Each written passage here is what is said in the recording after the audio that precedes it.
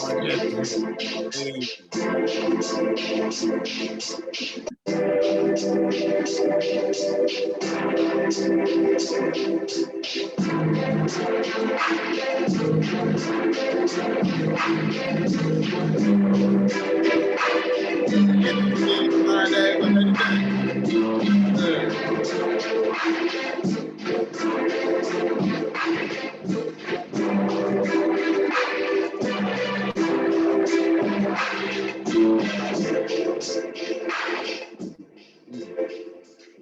Hey, everybody. Welcome to our Counterpoise podcast. I'm one of your co-hosts, Samantha Adams, and I'm also joined with my other two co-hosts. Everybody, my name is Malik Foster. And I am Everett Stevenson, and today we have an excellent show for you guys. This show, we're talking about a good topic, one that I hear a lot of people discuss a lot of times in regards to wealth and value and things of that nature. And this topic today is talking about giving.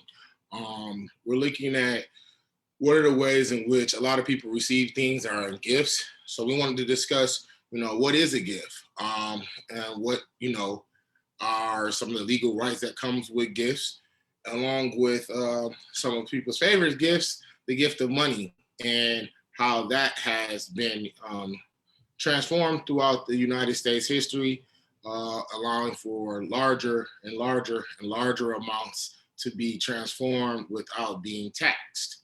So we have a couple different things for us to show and some videos for you guys today. It'll be a good show. You guys got anything y'all want to talk about on the topic real fast? Yeah, before we do that, we should definitely highlight our Black business of the week. Yeah, I got you on that. So the Black business that we're going to highlight this week is KO Media Group and Exotic Enterprises. There's going to be an event this Friday, I want to say, Friday, July 30th at 8 p.m. Let me share my screen, show the flyer real quick. Here. Hopefully y'all can see that. So that's what the event is. It's going to be a speed dating event. Here's the number right here. You can call 404-664-4437 for more information about the speed dating event. That's hosted by China Jameson. And her email is chinaexoticspeeddating@gmail.com for more information. That's out in Ellenwood, Georgia. If y'all want to come out, food, games, music, prizes, all that good stuff. So grown and sexy event. Once again, KO Media Group and Exotic Enterprises presents the speed dating event. So there's that. Okay, that's what's up. So first we want to talk about, what's a gift, right? Before you can even delve into gift giving, I think it's important to understand what a gift is legally, right? Because, holidays, birthdays and stuff come up, people get stuff for as presents, but, there are legal aspects to gift giving that a lot of times people don't really know.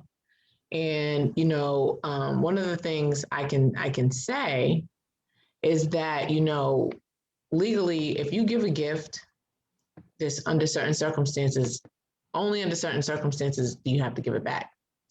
So, a lot of times people don't know that. Hang on just a second. I'm trying to pull up the legal definition to. What she was saying, like a lot of times people don't understand with that how certain gifts, even though a person might say, hey, here, this is yours. It depends on the type of item that it is, if it has to give back. So let's give an example. Say someone gives a car and they say that it's a gift, right? This person they bought a car and maybe purchased a car either in their name, and they say, hey, this is your car, right? Now they might tell you this is your car. You might look at it as a gift. You don't have to necessarily buy the car or do anything for the car, providing service or anything. And so you assume it's a gift. But be it that this is a vehicle which has to have a title that has to be under someone's name, that title gives that person the possession of it. So even though this person might have allowed you to be a custodian or to be in control of the gift, they can remove the gift because technically the gift is still in their name. And this also happens with other things such as land and other forms of assets, whether it's tangible things such as stocks, things of that nature. So depending on the type of gift, that looks like it'll determine somewhat the level of ownership and the level of possession that an individual has. But I mean, even before that, right? I'm talking about what is a gift that it's bare bones, right? So in order to have a gift, there has to be three things present. There has to be the delivery of that property, the donative intent, which means you intended to donate it, and the acceptance of it, right? By the person who receives the gift. And so even when you have all three, if there's ever an issue over that gift, right? Courts are going to set aside a valid gift if the circumstances suggest that the donor was actually defrauded. So like if the gift giver was defrauded by the person who received the gift, like they got tricked into to giving the gift, or they were coerced into making the gift, or they were strongly influenced in some kind of unfair way. And then also two different states have different laws. Like, a lot of times you see people in engagement situations where they fight about the engagement ring and whether or not the engagement ring was a gift, right? And it depends on what the circumstances are and what the state laws are. I think in Georgia, I think you can sue to get it back. If I'm not mistaken, I could be totally wrong about that, but I feel like that might be the law. I don't practice family law, so I'm not sure, but I think that's actually the case. But we're not going to focus on that today. Today, we're going to focus more so on what Everett said, the financial aspects of the gift, the legacy of the gift, right? And how it can continue to be passed down. But let's kind of jump right on into it as it relates to like the financial aspects of it. So I know we have some clips that are going to be played shortly with regards to that. What were you going to say, Malik? Yeah, I was just going to say, let's get into it because, I think you did a tremendous job explaining the elements of a gift and what it is legally. And do we have the clip ready? Or are you still working on that? Okay, here we go. Thank you, guys. Video. Yes, we are now ready to jump into that. So right here, we're going to hear an explanation from a video for fair usage. It's from Tone Talks and his American Wealth Explained. And in this video, pull it up a little bit better, everybody can see. He's breaking down what the taxes have been and the changes in taxes for gift giving of money. So originally in 1916, you were able to give about $50,000, before you received a 10% tax on that money.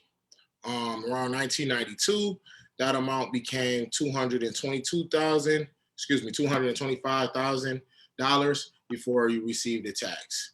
And I'll let him go further with to $11.7 million. So you don't pay a state tax until you get to $11.7 million. There's only 1 million white families above 12 million. I've shown you that number. So basically, you have about 24 million white families not paying the state tax that should. You know what they use that money for? To pay for that child care. They say it's expensive. To pay for their children to buy homes, to pay off their kids' student debt. Tuition ain't high. You just ain't white. That's what I've been telling you. This whole thing is set up for white folks to have great lives, and they don't have to picket us no more. In fact, they'll be at the Black Lives Matter march with a sign while taking advantage of a state tax. I'm just saying. So from 1916 to 1982, the estate tax threshold went from $50,000 to $225,000. Then from 97 to 2021, it went from $600,000 to $11.7 million. White America stopped having to be directly racist. They built it into the wealth. There's no black neighbors to picket. Government.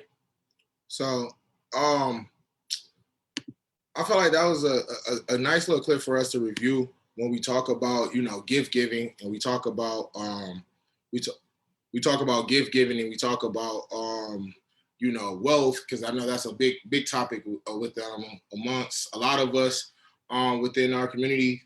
And you know, I think it shows that we have to really understand the numbers to know where we are within this. You know what I'm saying? How, you know, when we argue about certain things, and we argue about, you know, small things such as, you know, whatever dinners, whatever it is, when it comes to money, I don't think you understand that there's a large amount of the people in this country, like you said, that's giving millions of dollars now. That's giving, you know what I'm saying? Like you said, millions upon millions, just passing it on. And while we're talking about, you know, let's hustle, let's get our grind on, let's work, let's do what we can. Absolutely, we need to do all of those things, but do understand exactly where you're standing and where your footing is. Because if you don't know what you're facing, you don't really know what race you're running. And that's why I say, you know, it's important that we look at certain clips and look at certain things to understand exactly how has wealth, you know, been acquired, how has wealth been retained in this country as we try to achieve wealth. Because gift giving has been one of the biggest ways. A lot of individuals don't necessarily have to work for their living. You know, and certain individuals that do, as we see, pay taxes like most of us who look to just get better jobs, you know, to do better, and you know, work and try to achieve more as we try to build our wealth to give to our children one day. But as you can see, there's ways that you can do that without, or for a lot of people in this country, you don't necessarily have to acquire certain taxes and run through certain loopholes as you're trying to build yours up. It's built in the game now where you could just kind of just hand it on over to yours, and continue to have that legacy and have that wealth within your family. Yeah, that chart was eye-opening. You know, talking about how it's 11.7 million that you can basically pass down without being taxed. And what I noticed, this whole taxes situation in the chart that you put up and the video we watched is like a rich man's game, right? It's an upper class situation. Just taxes in general is usually a rich person's game, upper class situation, because the rich don't pay taxes, and they have the resources to utilize their money to actually pay people to help them avoid taxes legally, right? Because there's legal ways where you don't have to pay taxes. So it's not like they're breaking the law sometimes in most cases, but it's the fact that they're actually using the law to their advantage. Middle to income class people, they're a majority of the people. So, you know, of course, they're going to be taxed, and they don't have the resources to invest in ways to avoid taxes, right? They try to get the deductions they can and stuff like that from that standpoint, but paying zero is going to be very hard to do. And usually middle class people don't own businesses, corporations, and, you know, have different assets overseas and all of these other things that other people do that have more resources than them do. But I found it very interesting that Tone Talks, he said the government used this to pick them. So basically what he's saying is that, you know, the government is in on this. And I think as far as it goes to Black people, and with this taxes, this is another argument for us to actually, as a group of people, to get reparations, because we're looking at a lot of, you know, white people or basically white people here in this country able to use this to their advantage as far as paying for the college, like he was saying, daycare, like he was saying, and Black people left out in the dark. You know, they have to foot the bill for this stuff, and they've been oppressed through slavery, Jim Crow, semi-slavery, war on drugs. Every turn you get, even you know, some of the Black Wall Street towns, Durham, North Carolina, Tulsa, Rosewood, other communities throughout the country where Black people try to thrive, was always thwarted. So in this case, when it comes down to passing gifts and legacies, like Black people due to those actions and even policies in place by the government, Black people are unfortunately unable to successfully pass down gifts to their children and descendants. So that is a big issue because we're living in the times where it's going to be the greatest transfer of wealth. They keep pushing out articles about it, news about it. You keep seeing the numbers. So this is a really important issue for the Black community, in my opinion. Totally, I agree with that. You know what I'm saying? Because, like I said, not for nothing, I don't know too many. I know most people that I know. I don't know too many people that's giving down $10 million or who's passing down $10 million. And I know most of the people that I know don't really know people that's passing down $10 million. But for that to be the standard for the, you know what I'm saying, for the nation, there clearly are a lot of individuals who need to pass down tens of millions of dollars. And so, like, that's where I'm like, what are we arguing about? What are we talking about? Like, you know what I'm saying? It doesn't matter if a person makes 100,000, 200,000, whatever, 300,000. Yes, you can have a nice life, you can have a nice living, but you're still, you know what I'm saying, going to be running a lap that's further behind because, like you said, you're not necessarily at that point. It's almost like we talk about life insurance. Well, it's like you said, someone's got to go in order for that to even come into the family. So, you know what I mean? And if this is an individual who can kind of build that wealth while they're alive, then even still, it's getting taxed while they're getting the income tax while they make it versus it just getting passed down. You're beating inflation. You know what I'm saying? You're beating a lot of things. And this money is just going. It's just staying. It's just, you know what I mean? And that is where I feel as though we have to be very, very mindful of saying, listen, we either got to stop focusing so much on just like what a person has and what we can have and what we can build and what we can do together. Because if we're trying to just run that race of lining up against the next person, it's cool where you say we line up against people, but I think Tone made a great point. He said something like, they don't have to not allow you to live in their neighborhoods. You know what I'm saying? Like by just saying blacks can't live here, they'll just price you out. You know what I'm saying? And when you say, again, like in, what is it, like San Fran and stuff, like the median homes in LA and stuff like that, it's like $1 million, $2 million, you know what I mean? So for some individuals coming in, that's not like you just gonna go out there and just move and get a crib, So that's where I say, like, we have to be more mindful of, our favorite things that we talk about, gifts, I know growing up, you happy to get $100, $200, you know what I'm saying? If you good for maybe an open house or something like that, but $50, $20 gift here, there, you happy. We was happy just getting some little ice cream from the stove. You know what I mean? The little ice cream man came up, you can get a little $2, $3, let alone somebody telling you 50 grand, you know what I'm saying? 100,000, 200,000 coming to you.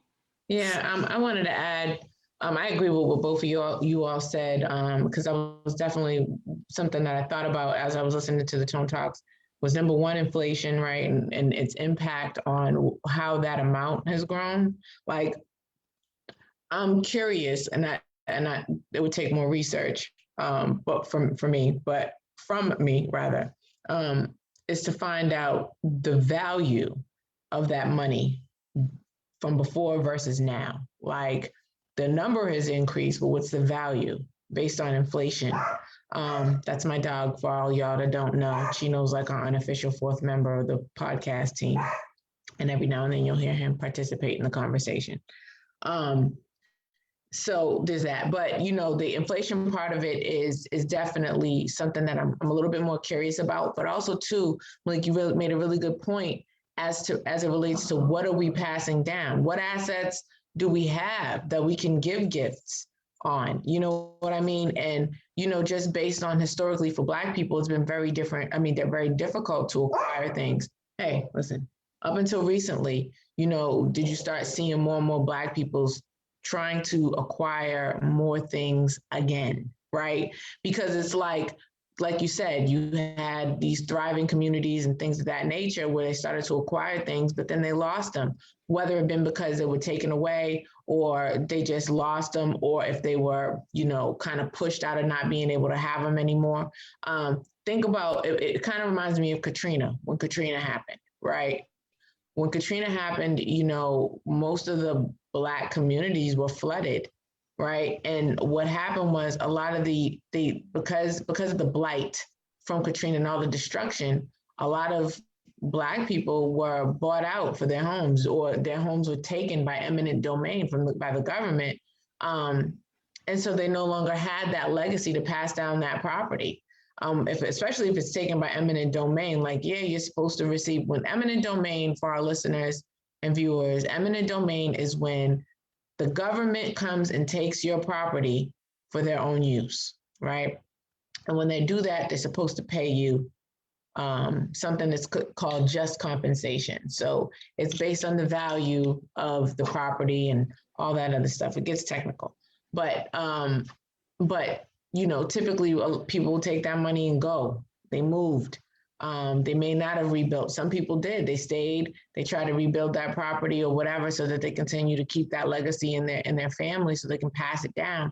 But not everybody did. Some people, a lot of people took it and went. Now that was based off of a natural disaster. But like Malik mentioned before, when you talk about places like Tulsa, that was no natural disaster. That was a white mob coming in there tearing it down, right?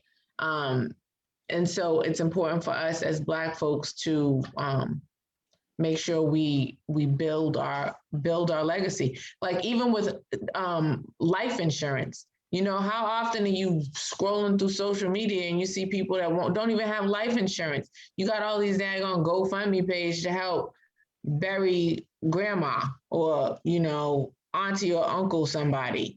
You know what I'm saying? And life insurance is cheap. You can get decent life insurance for like $10 a month, $15 Yeah, but a month. a lot of our people weren't really, I guess, like educated on it.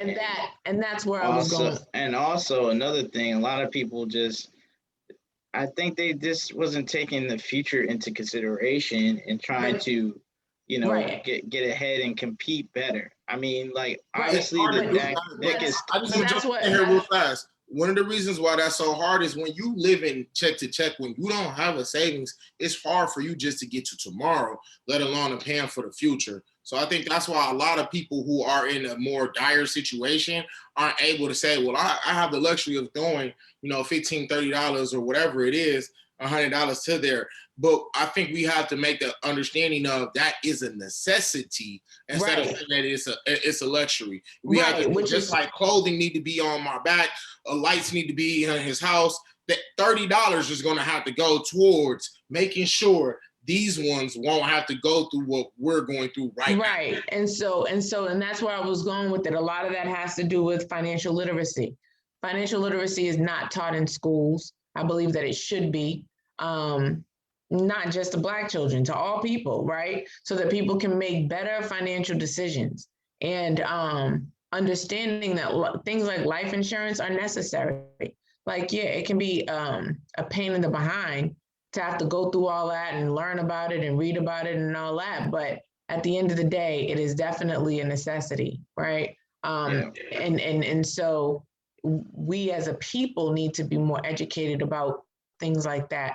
When you're talking about financial literacy, because we touch on this all the time, right? But we need to be more educated about it so that we can have a legacy and things that we can pass down to, our family.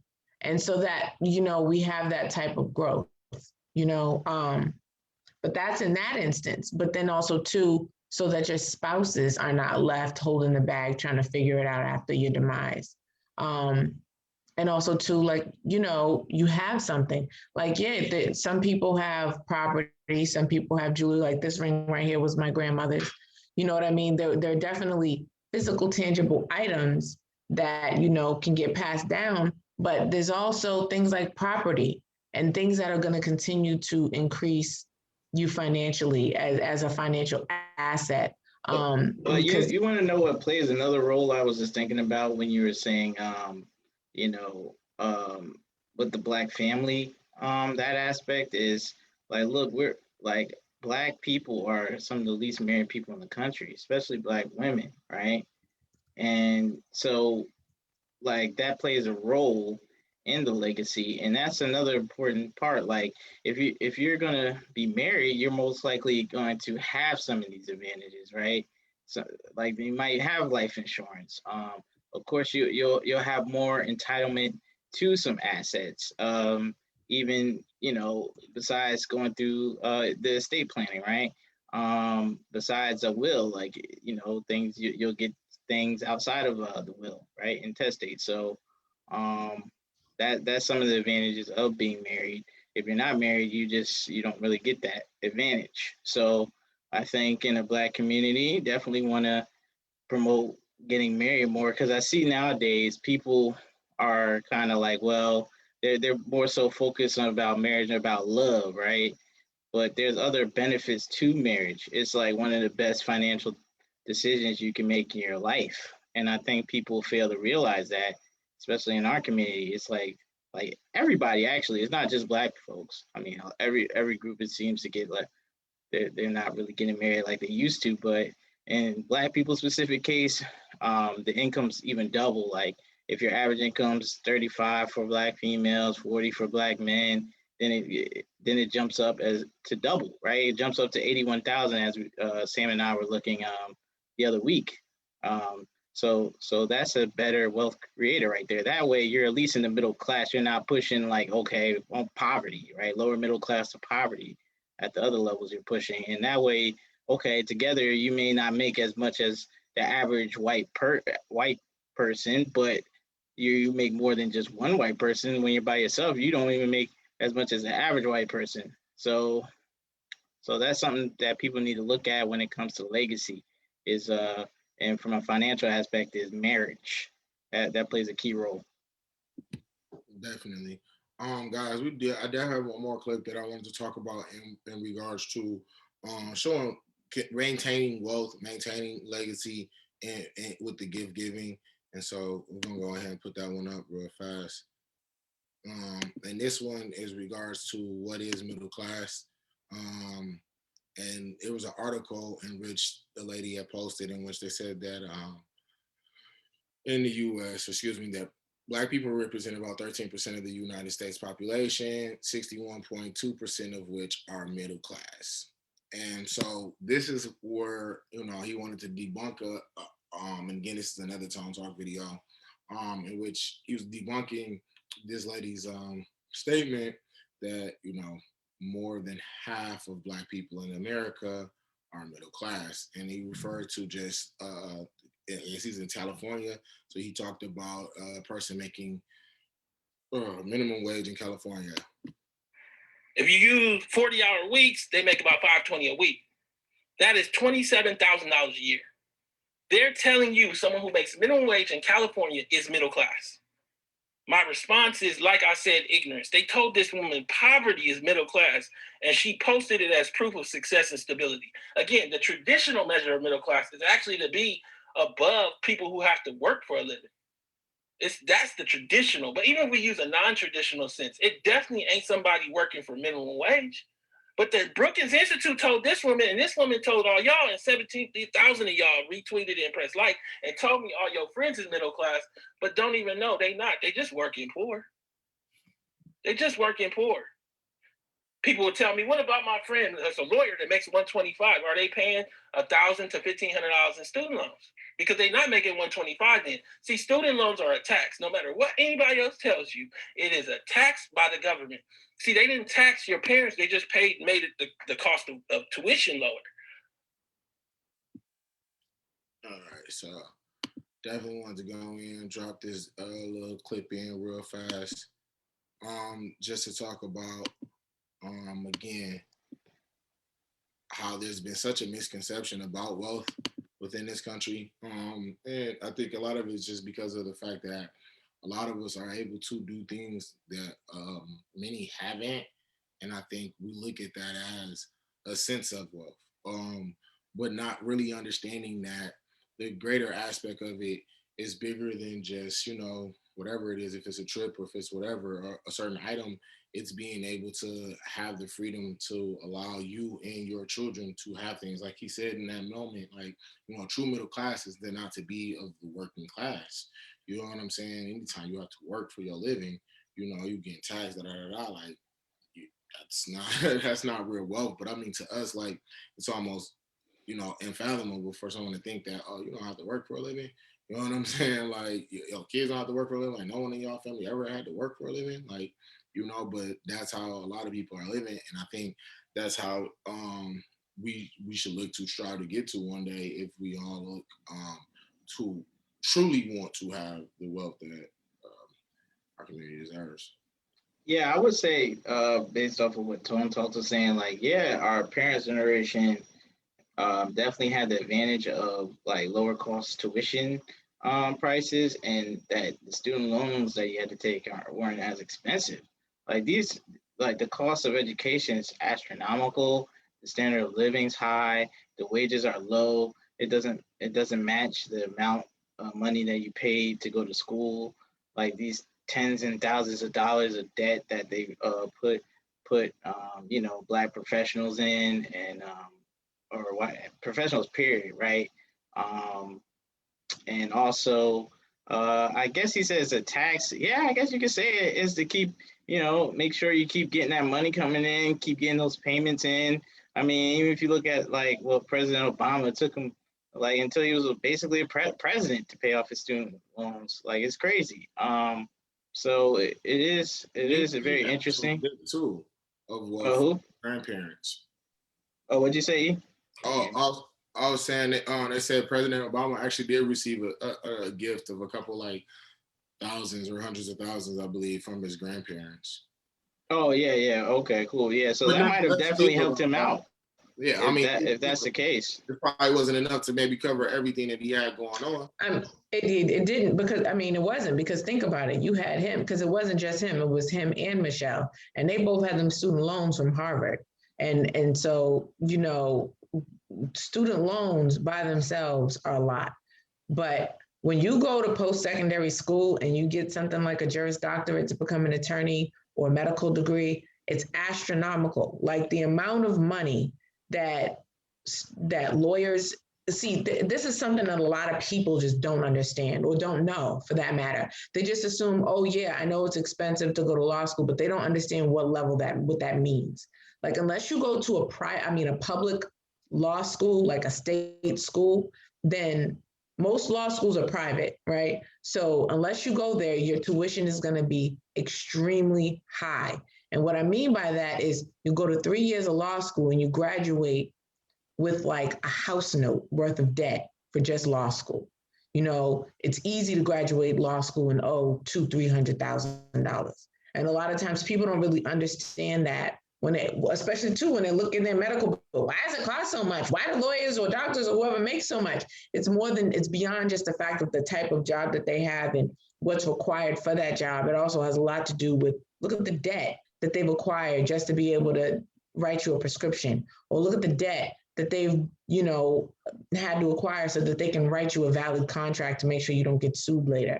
You know what I'm saying? Things like that. And so, those are definitely. But I think that's what he was saying to this whole point. Right.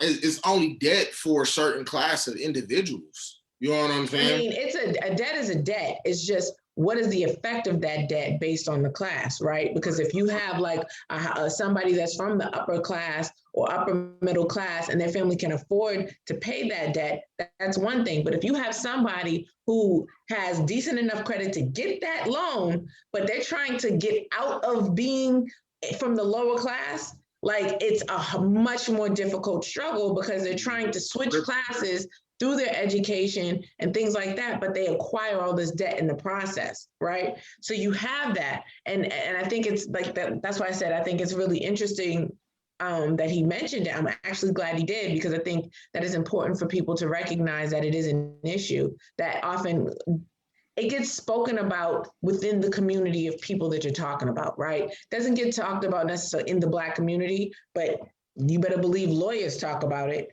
You better believe doctors talk about it. You better believe pharmacists talk about it, or whoever. You see what I mean? Like whatever that professional group is, you better believe they talk about those loans, right? And then anybody that's been to college that has student loan debt, they talk about their student loan debt.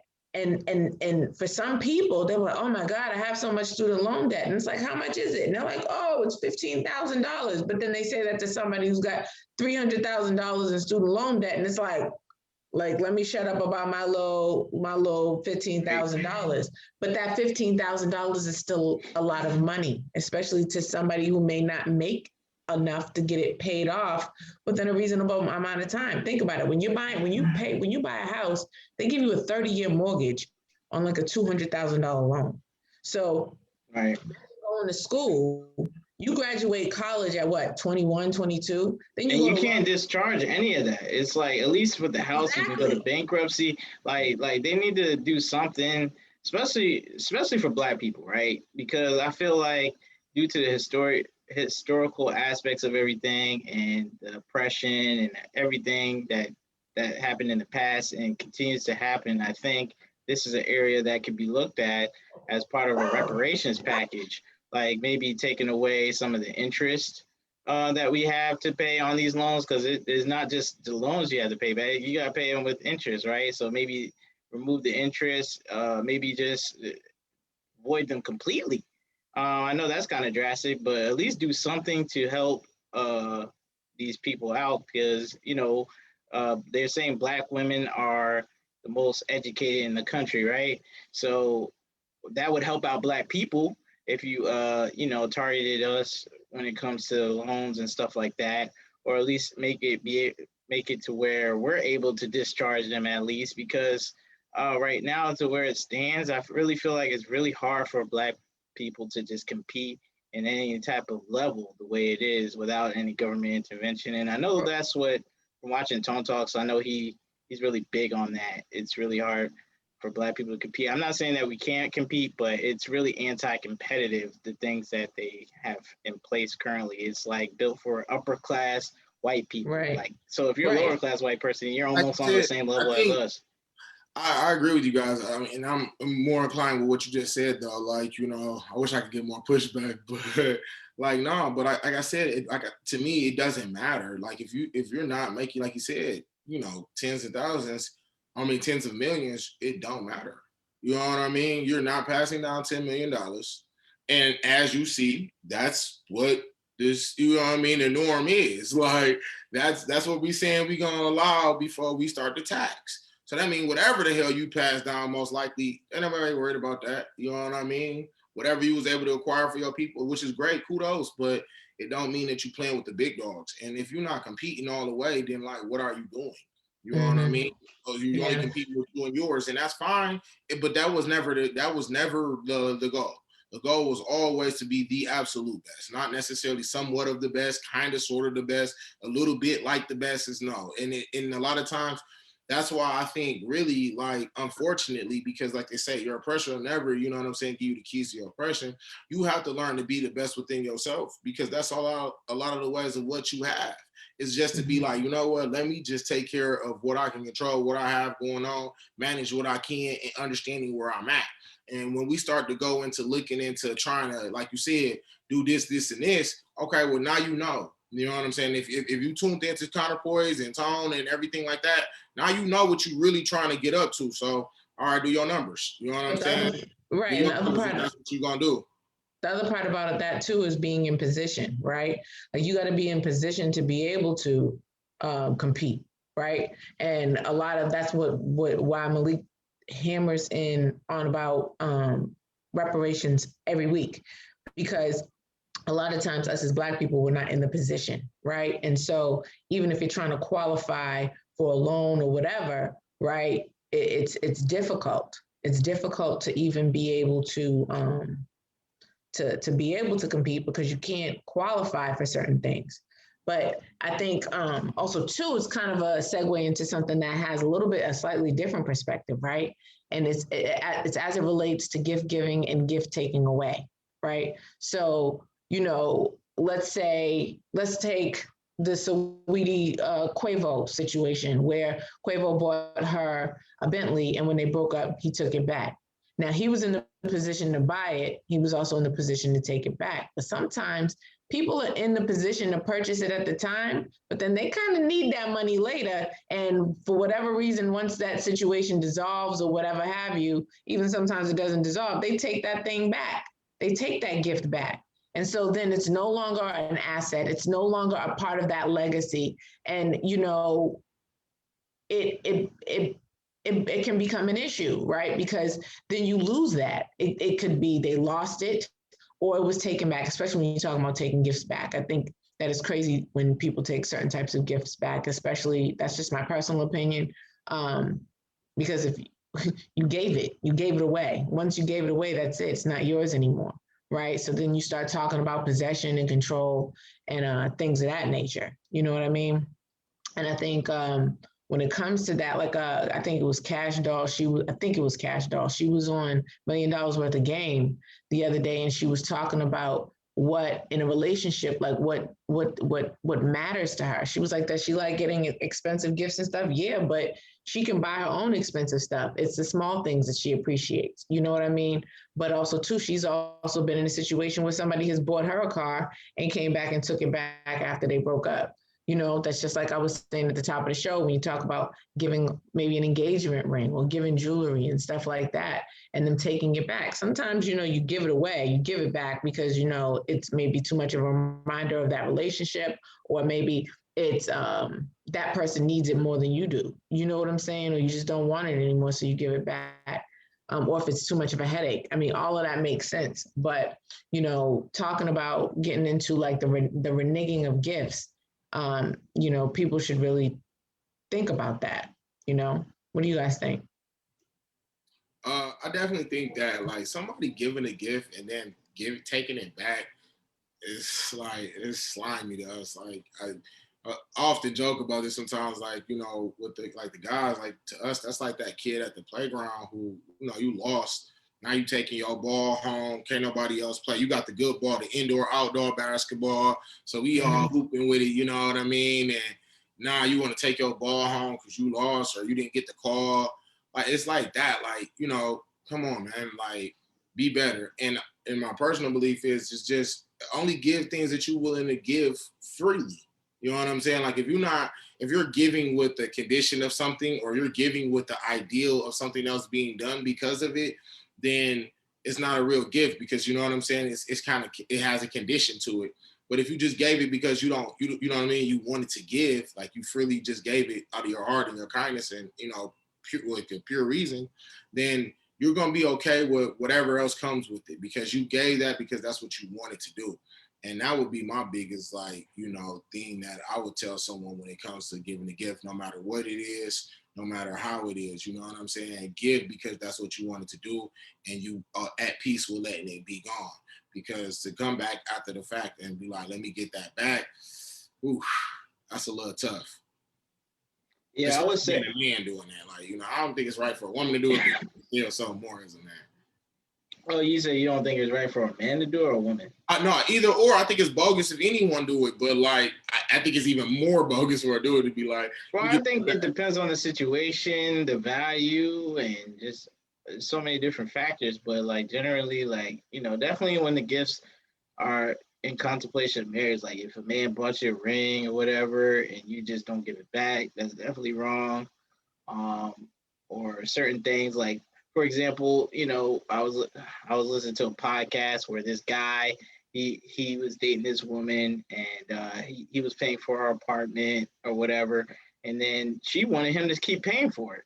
It's like, y'all guys aren't together. He's not going to pay for it anymore. He's done. So his assets, his resources, you don't get benefits of that anymore. So I think once the relationship ends, like, the benefits have to go away. I mean, some gifts you can keep, you know, that's fine. Like, you get you a teddy bear or something, you shouldn't want that back. But I mean, certain things like, hey, if he's paying for this apartment, or if he's paying for the car, all that stuff got to stop. Like, you know, you don't get all those benefits. Yeah, but I gotta push back, Malik. I gotta push back. And yeah, Cash, in that same interview with Cash on $1 Million Worth of Game, she made a very good point, right?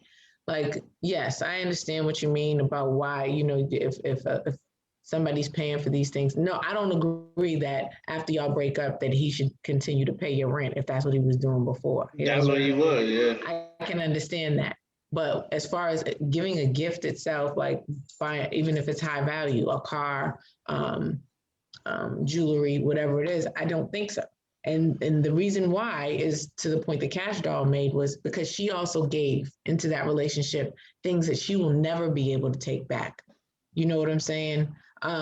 Whether it be, you know, the sex that she gave, the time that she gave, the energy that she gave. You see what I'm saying? Those are Yeah. things that she can't get back. And so and that's if she didn't give him other things too, like watches or clothes or sneakers or whatever. You see what I'm saying? Like anything, because you give so much in a relationship. When you choose to give something that has a monetary value, everybody that may not necessarily be in the position to purchase those things. Like you can be in a relationship where a man has more assets or more at his disposal to be able to, you know, give to his significant other, may it be a man or a woman, whatever. And then if they want to take it back, what happens if that other person doesn't have it financially to give? So they give in other ways. They give the best parts of themselves, and you can't take that back. So it's almost like it's not fair to take something back that has a monetary value when you've given something that doesn't have monetary value and you can't retrieve. So, you know, I think that that's definitely something. That's the reason why I don't necessarily agree with that. I love that I allowed you guys to get that off, because I pushed back against all of that, and I'm finally here, ready. Like, you got that drama y'all wanted. I hope y'all listen. So who you pushing back on? My points or Sam's? Both, both. Oh, well, okay. You know, to the point that you just made a few seconds ago, Malik. I'm pushing back on the price thing. Like, you know, honestly. And it kind of goes into what Sam was saying, you know, too, because hers kind of was like, you know, I gave something that's, you know, what we say, intangible. You know what I'm saying? Like you can't put a price on, you know, my love, my affection, my, you know, my care, my thoughts, da da da da. And so what I'm saying to you both are, I think again, give all of that because you were in that moment, you wanted to give it. In that moment, things were what they were, and it was what it was, and it is what it is. So you gave it. You know what I'm saying? As far as the intangibles. And I think as far as the big gift, don't give something that you're going to want back. Like, I'm not going to give you a house if I know that I'm not in a position to pay either the house off or whatever the case may be. You feel what I mean? Like, even to say that I'm even giving houses, that would be, you know, but God willing, hopefully I'm at a point where a house give wouldn't be nothing, you know? Like, Okay. but regardless of whatever that gift may be, you know, I just feel like just give it. You know what I mean? Just give that gift. Allow someone to have it. Don't give more than what you're willing to depart with.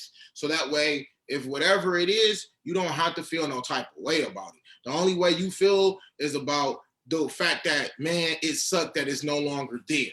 You know what I'm saying? That should be the only feeling that you have. Forget whatever they got and whatever you gave them and whatever. Be more mad about, you know, okay, the situation didn't work out. What should I have been? What can I work on myself to make sure going into my next situation that, you know what I'm saying, things can be a little bit different? Because, like, I think when you look at it by saying, well, I gave you this car on my car back, like I'm still paying on that car note, you absolutely correct. Like, if you paying on the note, shouldn't have gave the girl the car. You know what I'm saying? I get it, because like you said, like, so you think he should keep paying the car note, or she should keep paying the car note, or like, you think they should take it back? I personally feel like if you bought somebody a car, and I understand that, you know what I'm saying, you could buy the car and you could have been leasing the car and da. Because, you know, it's probably, you know, cheaper to pay a lease or something like that, or whatever, and to buy the car flat out. Or not cheaper to pay a lease, but whatever, you know what I'm saying? You don't have as long of a commitment, rather. If I feel like, honestly, if you gave it, give it. And that's just how I feel about it. Like, if you gave it, just give it, because you know what? It is what it is. And if you gave it as a lease, then just do it for your, like, hold to your commitment of it. If you gave it as a car flat out, and you know what I'm saying, I think that if you intended on paying for that person to have a car, like, honest to God truth, like, still, like, stand on that. Stand on that, because it looks bogus. It looks bogus to be like, because situation ain't what it is. To like, now I get it. If you're saying that's my girl, and so, like, you know what I'm saying, I want my girl to have something. So, Baz Sweet, I'm just getting this just because this is my girl, and so this is just a car that's gonna be for my girl. And that's one thing. Like, so here's another example. Like, I hear there's certain guys out here, you know what I'm saying, that be buying certain bags and things like that for their women, not necessarily for their women, but just for women that they choose to have in their life. And so these women can come, be in their life, have access to these, you know, bags, shoes, I'm assuming, maybe, whatever. But it stays with those men. You know what I'm saying? You just get access to it. You feel me? So if that's the understanding, then they understand coming into the game. Listen, my generosity extends to you being able to have access to these things, but I'm not giving it to you. You feel what I'm saying? Like, that's something different, because I feel like I didn't give you this. I gave you access to this. You feel what I mean? So maybe you do it like that if you feel like I don't want to feel like what I'm investing in and giving to this woman is something that I'm going to want back. Well, then hold on to it and just tell her she can, you know what I'm saying, get it when she with you. And that'd be the deal. You know what I mean? Because my thing, I think most of them, somebody will go for it. my thing is, if you give a gift, give it, period. But there has to be limits too, right? Like, I think that if somebody's in a relationship and they have an agreement that they're going to make payments on something or something like that, once that relationship ends, you got to talk about what happens next, right? Because in some situations, you don't want to put somebody in a position. Sorry, there's a gnat in here. There's you don't want to put somebody in a position where they're going to be more messed up. Some people are like that, you know, but generally speaking, you don't want to put somebody that in a situation where they're going to be worse off. So like, let's say you get her a car, you're paying her note, but she can't afford the note. Then don't get her a car that she can't afford the note. Get her a car that she can afford the note. And then if y'all break up, she can afford the note. Or I think my point was a little convoluted, and I just want to make sure I'm clear. Hold on. Let me finish what I'm saying, because it might tie into what you were saying. Or have an agreement where, all right, I'll pay it for this amount of time, and then you need to pay it. You see what I'm saying? Because at that point, you're just really just kind of taking advantage of somebody. You know what I mean? Because that then at that point, it's not fair to just be paying for something that you're not reaping any benefits on. You see what I'm saying? Like, yeah, there may have been benefits at the time when you purchased it, but you should not be, it's not fair to you to just be literally just giving away this donation every month, because that's what it becomes when you're not reaping any benefits from that circumstance, you know. But if it's a situation you paid for something outright and you gave it, it's given, it's gone, right? Because you also have possession and control. If I give you this pen, it might not have any value at all, right? Except for the 3 cents it took to make it or whatever. But at the end of the day, I gave it to you. Once I gave it to you, it's yours. You know, I'm not about to be coming back to you every 2 minutes, talk about giving my pen back. And then if you are coming at me every couple minutes, talk about giving it back, I'm giving it back because I don't want to hear it anymore. You know, I think when you give something and just because you broke up, you took it back, that's petty. You see what I'm saying? It's petty. And it's like, oh, well, she can't have nothing I got to give you. I'm taking all that stuff back. I'm taking the socks that I bought them. I'm taking the doorknobs off the door because I bought them. It's like, come on now. Like, what are you going to do with some extra doorknobs? Just leave them. Just move on. I feel like some people is petty just to be petty. And I just wanted to just say real fast, like, I think with that, like I said, with the car thing, absolutely. I still hold on that. Like, and I wanted to be clear, like, that's where it needs to be a clear understanding. If a guy says I'm doing something just because I want, you know what I'm saying, the person that I'm dealing with to have certain things, then make sure that that's the understanding that that's what you're doing it for. Like, so it's like, you know what I'm saying? You're just saying this isn't necessarily for you. This is just for you, a person being in this position. You feel what I'm saying? And so, like, if that's clear, then that's understood. So, like, you might just be like, I have a second car. You could just drive my second car. That's that. Even though you might be like, that's my girl's car. You feel what I'm saying? Because you don't drive the car. You just let your girl drive it. But it's your car. It's an understanding that that's your car that you let your girl drive. Like, whatever. So, like, I feel like that needs to be understood. So there's no misunderstanding as to what the misnomer of what it is. Because that's why I think, like I said, and my understanding of who it was like Floyd did something like that, where it was like he had like tons of stuff, like, you know what I mean? But it was like at his house, and his girl could just get dressed. Like, she living with him, they get dressed at his crib. She got all this shit over here, access to it, but it was his stuff. So I just want to make sure that that's understood. Otherwise, if you give it with the intent that you meant to give it, and not only, because to give and take back, that's whack. Even if you feel like you gave something and you truly gave it to that person, Then saying now I ain't got no benefit from you, so I want it back. That's bogus. You gave it to that person. So if and buts about it, you gave it to them. Don't step like that if you're not stepping like that. Is how I truly feel. Because now I feel like you overextended yourself, and you feel like now because the thing is that you thought was gonna be there isn't there anymore. You want to take it back. That's bogus.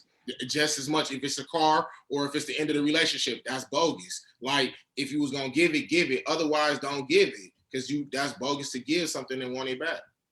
Well, Right. my only last point is if you know, you look at it like, okay, a relationship's not charity. You don't just give it and just like, all right, that's the end of it. It's like you're giving these gifts and in consideration of the marriage. Like, hey, I mean, not well, the marriage sometimes or the relationship. In this instance, like, hey, we have this relationship. That's why I'm giving this gift to you.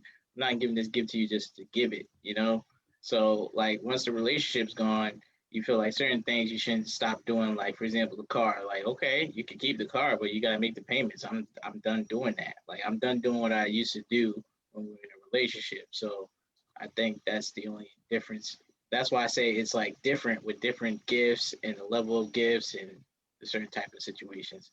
That's my And only that's point. why I'm also saying don't give the car at all if you ain't gonna be able to just pay that motherfucking note off for good. Because at that point, it looks bogus to put it on that other person to say, now I'm not there no more, so it's your responsibility. No, you shouldn't have gave it. Because now it's like you knew you had the money to pay for it. So, stand on that because you was gonna pay for it anyway. Stand on that. Otherwise, don't give it. Tell them that they can only have that is yours and they got access to it. Yeah, that's why I said, if you're gonna give it and you know that she can't afford it, then don't give it. But if she can afford it, then and you stop paying it, at least then she can afford it. And when I say she, it doesn't have to be a she; it could be he. It just depends on whatever the circumstances are. But with that being said, I have two motivational minute quotes. One says, the things that you do for yourself are gone when you're gone, but the things that you do for others remain as your legacy. And that was said by, please pardon me if I butcher this person's name, but it looks like it's Kalu Ndukwe Kalu. And then the other one was a quote by Vitor Belfort. And that says, legacy is not what I did for myself. It's what I'm doing for the next generation. And so I think that ties into all the things that we talked about today.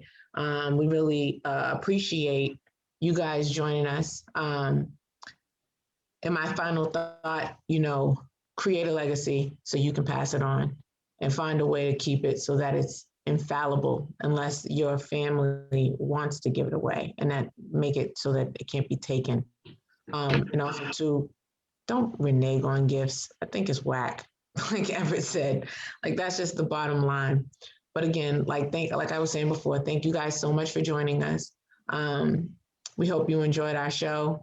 If you want to follow me on social media, you can catch me on Facebook at Samantha Adams -ESQ, or on Instagram at Samantha Renee 77_ESQ. You can also catch this Counterpoise podcast. This episode is going to be posted up later on today on YouTube.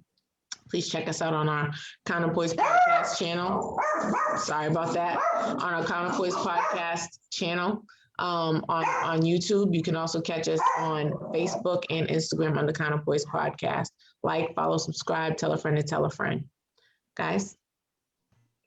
Hey, I just want to go ahead and tell everybody you can catch us on that. Catch me personally at that guy 2104 on Instagram, and also at Counterpoise Podcast, IG and Facebook, and as well as YouTube.